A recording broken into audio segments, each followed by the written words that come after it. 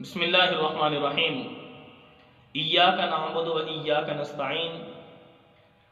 میرے بھائی دوستوں، اللہ رب العالمین نے قرآن پاک کے اندر فرمایا کہ اے لوگو، تم یہ کہو کہ اے اللہ، ہم تیری ہی عبادت کرتے ہیں، تجھ ہی سے مدد مانگتے ہیں۔ میں نے پہلے بھی عرض کر دیا تھا کہ نبی صلی اللہ علیہ وسلم نے جو ہمیں تعلیم دی ہے، جو پیغمبر صلی اللہ علیہ وسلم اس امت میں تعلیم دے گئے، قرآن پاک دے گئے، اپنا فرمان دے گئے، ایک حدیث کا مفہوم ہے کہ نبی اکرم صلی اللہ علیہ وسلم فرمایا اذا استعنت فاستعن باللہ، اے میری امت کے افراد، جب بھی مدد مانگنی ہے، جب بھی مدد مانگنی ہے، ٹھیک ہے، تو اس پروردگار سے مدد مانگنی ہے۔ تو گویا مدد کے لائق ذات کون ہے؟ اللہ کی۔ مدد کس سے مانگنی ہے؟ اللہ سے۔ کام کس نے سنوارنے؟ اللہ نے، ٹھیک ہے۔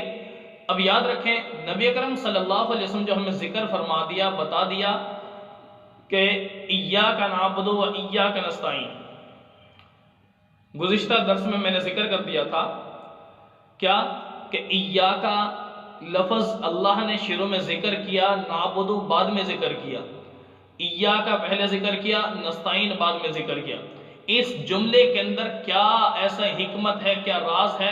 تو میں نے ذکر کر دیا کہ اس طرح کرنے سے جو جملہ بعد میں آنا تھا اس کو پہلے ذکر کر دیا، تو معلوم یہ ہوا علماء کی زبان میں اس کو حصر کہا جاتا ہے۔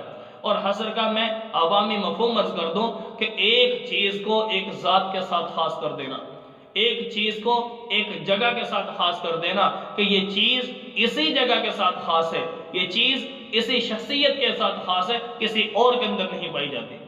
تو گویا اللہ رب العالمین نے بھی یہی معاملہ اختیار کیا ہے یہاں پر کہ اللہ، ہم تجھ ہی سے مدد مانگتے ہیں اور اے اللہ تیری ہی عبادت کرتے ہیں۔ گویا مفہوم کیا نکلا؟ تیرے سوا کسی سے مدد نہیں مانگتے، تیرے سوا کسی کی ہم عبادت نہیں کرتے۔ تو بڑا قیمتی جملہ۔ تو دیکھیں، ایک ہے یا اللہ مدد کہنا، یہ ہمارے نبی نے بھی فرمایا۔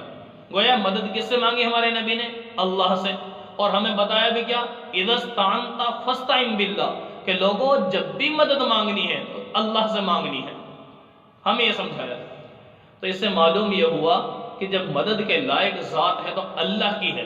اب رہی بات یا علی مدد کہنا، میرے بھائی دوستو، یہ مسلمان کے شیء نشان نہیں ہے یا علی مدد کہنا، جبکہ میرا مسلمان لا علمی میں توجہ نہیں ہے، بات کا نہیں پتا، حقیقت کی طرف نہیں آتا، جس کی بدولت میرا مسلمان بھی آج یا علی مدد کہہ رہا ہے، اپنی دکان پہ لکھ کر لگا رہا ہے، اپنی گاڑی پہ لکھ کر لگا رہا ہے۔ سمجھ کا فرق ہے، ٹھیک ہے، فہم کا فرق ہے۔ دیکھیں، توجہ کریں، اگر ہم دیکھیں جو سسٹم ہمیں اللہ تعالیٰ نے ایک ترتیب بنائی ہے، سب سے بڑی ذات اللہ کی ہے، اللہ کے بعد نبی صلی اللہ علیہ وسلم کی ذات ہے، اور نبی صلی اللہ علیہ وسلم کے بعد اس امت کے اندر نبی صلی اللہ علیہ وسلم نے خود فرمایا افضل البشری بعد الانبیاء، انبیاء کے بعد کائنات میں اگر افضل ہے تو ابو بکر صدیق رضی اللہ عنہ۔ تو گویا نمبر ایک اللہ تعالیٰ کا سب سے بڑا درجہ، نمبر دو نبی صلی اللہ علیہ وسلم کا، اور نمبر تین ابو بکر صدیق رضی اللہ تعالیٰ عنہ، نمبر چار حضرت عمر رضی اللہ تعالیٰ عنہ، اور نمبر پانچ عثمان غنی رضی اللہ تعالیٰ عنہ، اور نمبر چھ حضرت علی رضی اللہ تعالیٰ عنہ۔ تو ایک ترتیب ہے، خلافت کی بھی ترتیب ہے۔ تو گویا اے میرے مسلمان، اللہ کے درجے کے بعد حضرت نبی صلی اللہ علیہ وسلم کا درجہ ہے۔ ہاں میرا مسلمان، اگر تو کہتا یا اللہ مدد کے بجائے، اگر اللہ سے مدد کے بجائے مدد کسی اور سے مانگنی تھی تو ذرا تھوڑا سا نیچے آتے، کیا نبی صلی اللہ علیہ وسلم کے یہ جملہ فٹ کرتے یا نبی مدد کہتے، تب بھی ہم سمجھتے کہ یہ میرے مسلمان نے اختیار کیا ہے جملہ، ٹھیک ہے۔ اگر نبی کے مدد چھوڑنی تھی، نبی سے مانگنا، تو پھر ابو بکر صدیق کا درجہ ہے نبی کے بعد، یا ابو بکر مدد کہہ دیتے۔ اگر یا ابو بکر مدد بھی نہیں کہنا تھا تو کم از کم ابو بکر کو چھوڑنا تھا، حضرت عمر رضی اللہ تعالیٰ عنہ پر رک جاتے کہ یا عمر مدد کہہ دیتے، یا اس کے بعد حضرت عمر سے بھی نہیں مانگنا تھا تو حضرت عثمان غنی رضی اللہ تعالیٰ عنہ پر آنا تھا، یا عثمان مدد کہہ دیتے۔ یہاں تک ہمیں ایک ترتیب چلی آ رہی ہے، اللہ سے مدد نہیں مانگنی تھی، نبی کے درجے پہ آ جاتے، نبی سے نہیں مانگنی تھی ابو بکر کے درجے پہ آ جاتے، ابو بکر سے نہیں عمر کے درجے پہ آ جاتے، عمر سے نہیں عثمان کے درجے پہ آ جاتے، ڈائریکٹ اللہ تعالیٰ کی ذات کو چھوڑ کر فوراً سیدھا حضرت علی رضی اللہ تعالیٰ عنہ پر آ جانا، یا علی مدد کہہ دینا۔ تو میرے دوستو، میرے مسلمان کا یہ جملہ نہیں ہے، یہ جملہ میرے مسلمان کا نہیں ہے۔ اگر میرے مسلمان کا ہوتا تو اللہ کے بعد درجہ مسلمان نبی کا مانتا ہے، نبی کے بعد درجہ ابو بکر کے مانتا ہے، ابو بکر کے بعد درجہ عمر کا مانتا ہے، عمر کے بعد عثمان کا درجہ مانتا ہے۔ اگر اللہ سے مدد چھوڑنی تھی تو نبی پہ آتے، نبی سے بھی چھوڑنی تھی ابو بکر پہ آتے، ابو بکر سے بھی چھوڑنی تھی عمر پہ آتے، عمر سے بھی چھوڑنی تھی عثمان پہ آتے۔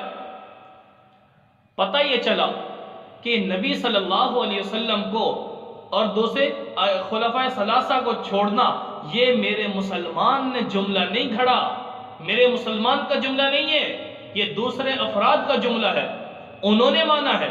نبی صلی اللہ علیہ وسلم اور ان صحابہ کو سب کو چھوڑ کر وہ درجہ مانتے ہیں تو حضرت علی کا مانتے ہیں، جس کی بدولت انہوں نے کہہ دیا یا علی مدد، اور وہ نعرہ ایسا چلا کہ آج وہ چلتے چلتے وہ نعرہ اتنا عام ہو گیا کہ میرا مسلمان بھی یا علی مدد کہنا شروع ہو گیا۔ لیکن اس جملے کے بیک گراؤنڈ میں جاؤ، اس کی حقیقت میں جاؤ، یہ مسلمان نے نہیں بنایا جملہ، یہ کسی اور کا بنایا ہوا ہے۔ تو لہٰذا میرے دوستو، اے میرے مسلمان، یا اللہ مدد کہو یا علی مدد نہ کہو، تو پتہ چلا یا علی مدد کہنا صحیح نہیں ہے۔ کیوں؟ قرآن کہہ رہا ہے، ہم روزانہ نماز میں پڑھتے ہیں ایاک نعبد و ایاک نستعین، اے اللہ تیری ہی عبادت کرتے ہیں، اے اللہ تجھ ہی سے مدد مانگتے ہیں۔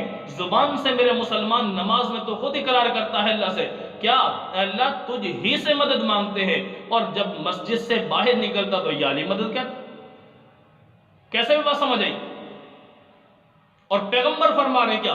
اذا استعنت فاستعن باللہ، بندے جب بھی مدد مانگنی اس اللہ سے مانگنی ہے۔ اور میرا مسلمان یہ حدیث مانتا ہے، نبی کے فرمان کو مانتا ہے، اس کے باوجود یہ مسلمان باہر نکلتے ہی یا علی مدد کہہ رہے۔ نہ میرے مسلمان تو نے اللہ کی مانی، نہ میرے مسلمان تو نے نبی کا فرمان مانا، قرآن کو نہیں تسلیم کر رہا، نبی کے فرمان کو تسلیم نہیں کر رہا، زبان سے کہتا ہے مجھے نبی سے پیار ہے، نبی سے محبت ہے، اور ادھر نہ قرآن کو مانتا ہے، نہ نبی کے فرمان کو مانتا ہے، نہ اللہ کی بات مان رہا ہے، نہ نبی کی بات مان رہا ہے۔ تو اگر اللہ کے اوپر یقین ہے، نبی کے اوپر یقین ہے، تو اللہ کی بات کیا ہے؟ اللہ فرماتے ہیں کہ بندے مدد مانگنی ہے تو مجھ سے مانگنی ہے۔ سورہ فاتحہ میں ہر روز ہم جملہ دہراتے ہیں، ایاک نستعین، اے اللہ تجھ ہی سے مدد مانگتے، تیرے سوا کسی سے مدد نہیں مانگتے۔ تو یہ جملہ نماز میں ہر رکعت میں ہم دہراتے ہیں، اور باہر نکلتے یا علی مدد، نماز میں پڑھتے ہیں یا اللہ تجھ ہی سے مدد مانگتے ہیں، گھر کی دیوار پہ لکھوایا جا رہا ہے یا علی مدد، یہاں پر ہم اقرار کر رہے ہیں اللہ تیرے سوا کسی سے مدد نہیں مانگتے، باہر نکل کے گاڑی پہ لکھوایا جا رہا ہے یا علی مدد، تو کیسے یہ ٹھیک ہو یا علی مدد کہنا؟ اسی طرح پیغمبر نے فرمایا کہ بندو جب بھی مدد مانگنی، اذا استعنت فاستعن باللہ، میرے مسلمان تو نبی کے فرمان کو تسلیم کرتا ہے تو مان ذرا نبی کا فرمان۔ کیا فرمایا میرے پیغمبر نے؟ اذا استعنت فاستعن باللہ، جب بھی مدد مانگنی ہے تو اس پیغمبر نے فرمایا اللہ سے مانگنی ہے۔ تو ادھر اللہ سے، پیغمبر کے فرمان سے ثابت ہو رہا ہے مدد مانگنا صرف اللہ سے، تو ادھر ہم جا کے یا علی مدد۔ میرے بھائی دوستو، یہ جملہ غلط ہمارے اندر رواج پکڑ چکا ہے۔ میرا مسلمان توبہ کرو، اپنے رب العالمین کو اپنا حقیقی مالک سمجھو، اپنا حقیقی مددگار سمجھو۔ تو یا علی مدد کہنا ٹھیک نہیں ہے، یا اللہ مدد کہنا چاہیے۔ ابو بکر نے بھی اللہ سے مانگا، عمر نے اللہ سے مانگا، عثمان نے اللہ سے مانگا، حضرت علی تو خود اللہ سے مانگ رہے، اور نبی نے بھی یہی فرمایا، نبی نے بھی اللہ ہی سے مانگ کے دکھایا۔ تو اس وجہ سے میرے دوستو، ہم مسلمان ہیں، اپنے عقائد کی اصلاح کریں۔ اللہ تعالی ہمیں صحیح طور پر سمجھ نصیب فرمائے۔